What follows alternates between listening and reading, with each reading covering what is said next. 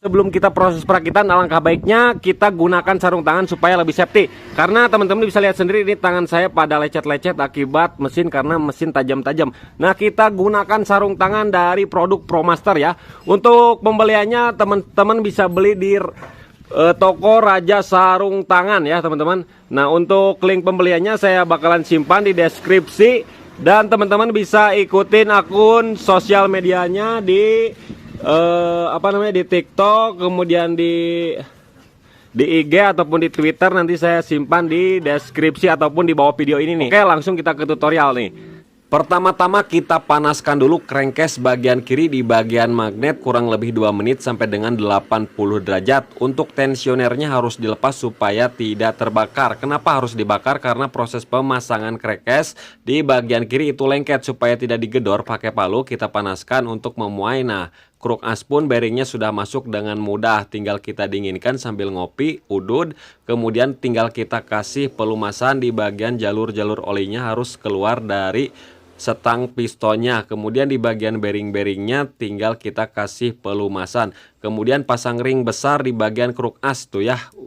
Maaf tidak saya tervideo. Kemudian untuk susunan gigi rasionya ini seperti ini, yang kaki 3 di bawah, kaki 4 di atas, kemudian di sini satu, kemudian ada ring. Kemudian di bagian as sekunder itu ringnya nggak bakalan lepas ya karena ada spiknya. Kemudian kasih oli di sini. Nah, tinggal kita pasangkan secara bersamaan. Nah, ini yang saya tandakan ya, ringnya harus dipasang supaya tidak bergeser ketika pengencangan di bagian mur kampas otomatis ya. Ring itu harus diperhatikan. Nah, gigi rasio ini sudah masuk teman-teman ya, dua-duanya nih. Tinggal kita pasang capit udangnya.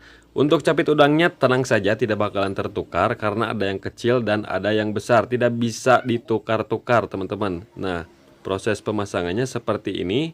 Jadi centilannya harus menghadap ke bagian ship drum ya.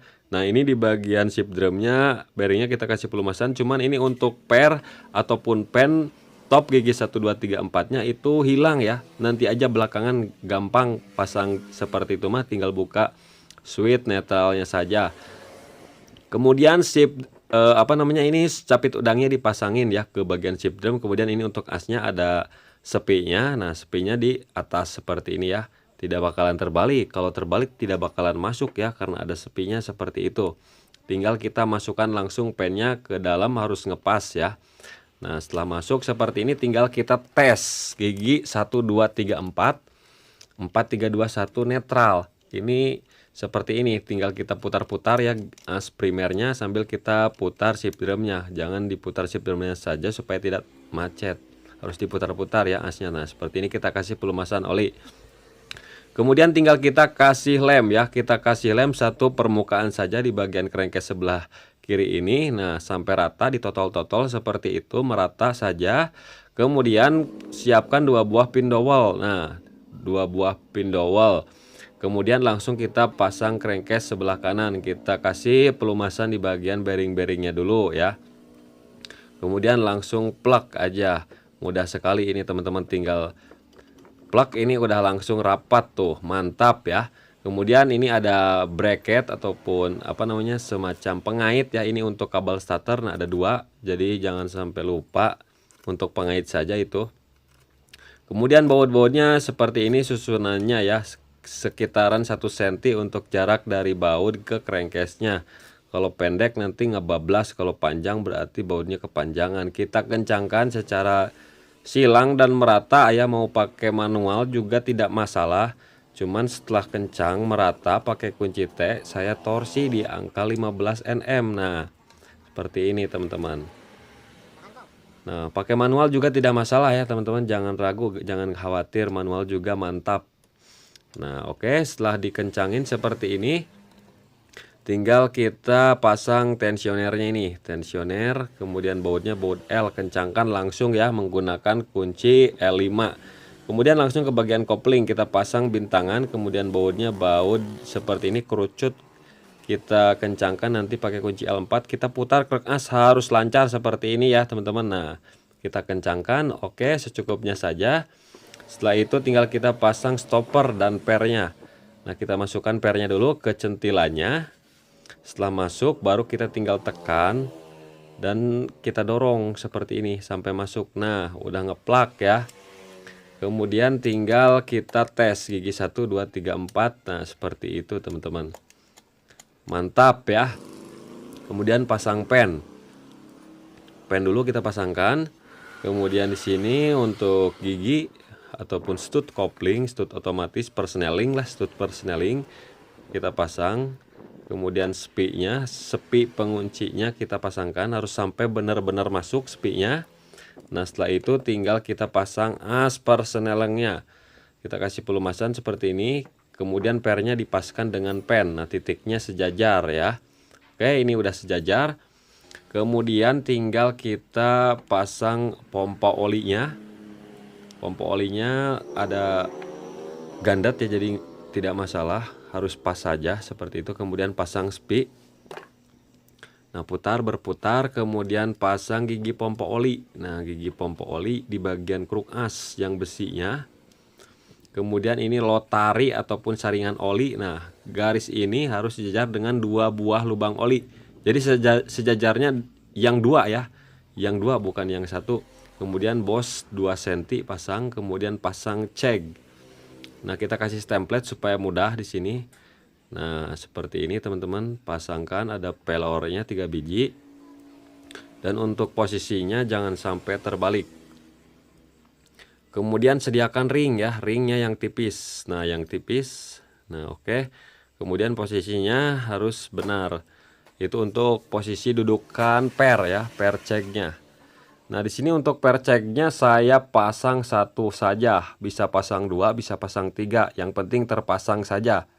1 2 3 boleh, 1 juga boleh. Seperti itu teman-teman.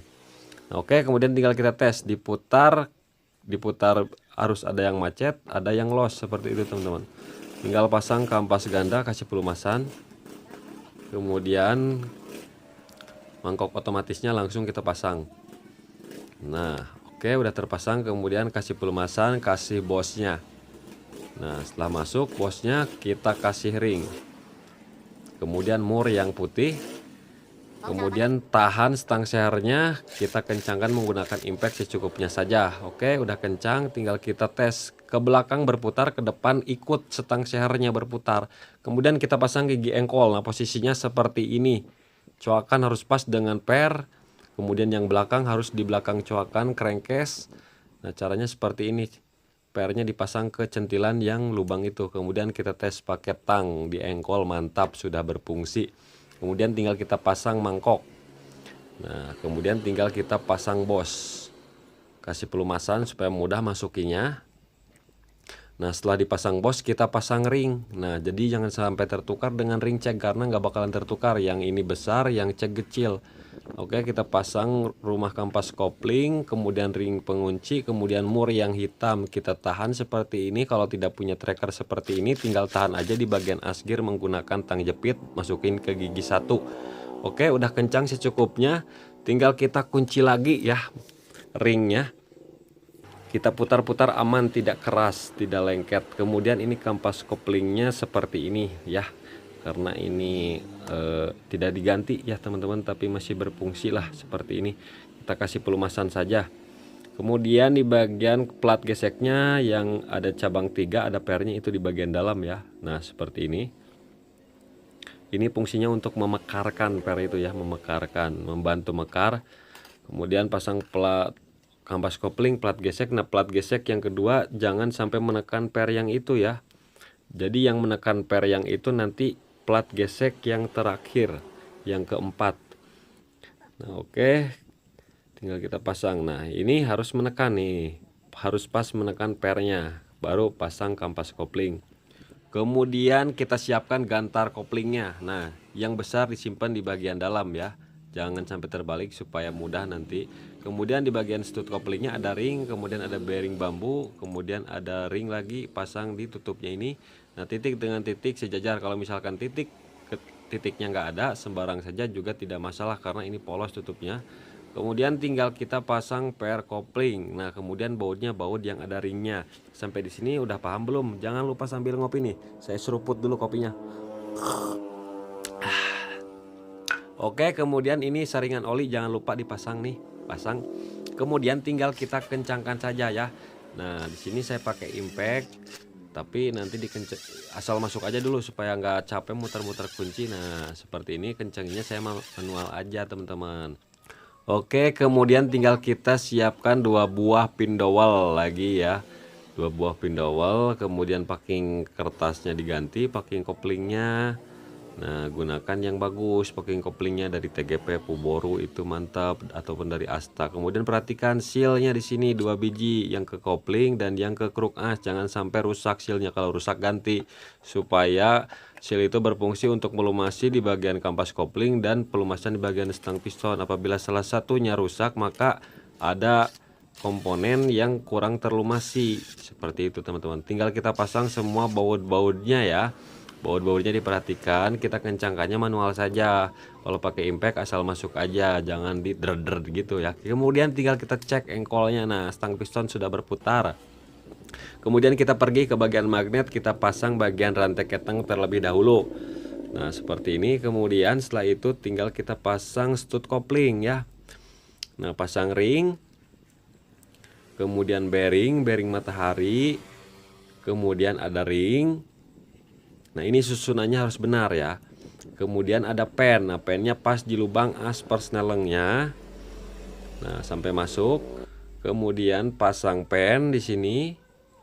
Kemudian pasang seperti ini, apa namanya lah, saya kurang tahu ini namanya nih. Ini mestut otomatis aja di saya namanya. Kemudian ini gotri segitiga. Kemudian ini setut otomatisnya lagi. Kemudian ada per.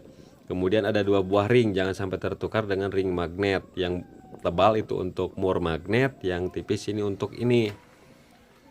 Kemudian di sini nanti ada semacam cantolan lah gitu ya, seperti itu. Nanti dipasangnya panderi. Kemudian pasang ring. Kemudian kita ke atasin, pasang gigi starter besar, pasang spi magnet. Nah, kita ketuk aja dikit sampai masuk. Kemudian kasih pelumasan. Baru bisa kita pasang magnetnya. Kita tes seperti ini ya. Ke belakang harus berputar, ke depan harus ikut magnetnya. Pasang ring, pasang mur. Kita kencangkan menggunakan kunci 17 langsung red lah. Seperti itu. Mantap ya, saya pakai sarung tangan ini. Nah, kita putar-putar ke belakang, gigi starter harus berputar, ke depan harus macet. Kemudian pasang gigi starter yang kecil. Pasang pennya. Kemudian jangan lupa 2 buah pin dowel. Untuk packing di bagian blok magnet nggak diganti karena belum sobek, masih bagus. Kemudian pasang baut-bautnya.